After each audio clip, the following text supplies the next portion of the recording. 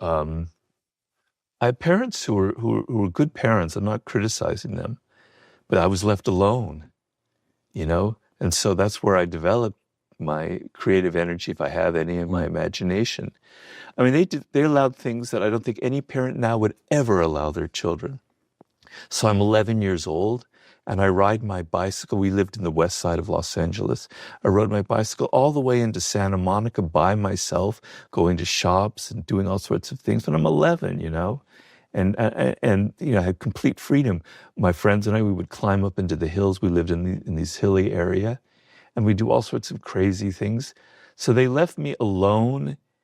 And sometimes you could say that you're being neglected, but I think it was the best thing that could ever happen to me because it made me develop myself, and it gave me space to kind of create my own identity. If parents are too in your face, you're never really able to sort of create who you are as separate from them. So they're kind of, I have this philosophy which is called amor fati. In Latin, it means love of fate. And it's the belief that everything that happens is for the best. Now, you might say, well, that's sort of ridiculous, but no, it's a way of thinking. So being neglected, you could say, oh, that's terrible. You're so alone. You're not getting the love. But on the other hand, you're getting to learn to love yourself. You're getting to learn to develop yourself.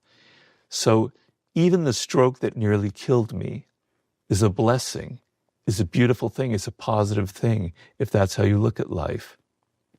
So my childhood was full of things like that normally you might say that's kind of negative, but actually it was a very wonderful thing. I had a very wonderful childhood. I miss it very deeply, because I was always inventing games, and it's just I felt so alive and connected to nature because we lived in this beautiful part of town and stuff. And I have a chapter in my new book about childhood and how sublime your childhood mind was, and the need to kind of go back to your spirit and your mind and who you were when you're 5, 6, 8 years old, and recapture that. Because we think of children as being these kind of silly little pieces of nature that don't have any really intelligence yet. But actually, children are more connected to life than we are when we get older.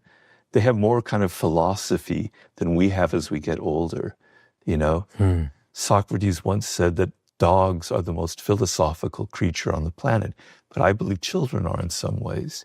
So I'm very connected to my childhood experiences, and I think about them a lot, and they're very important to me to hold on to.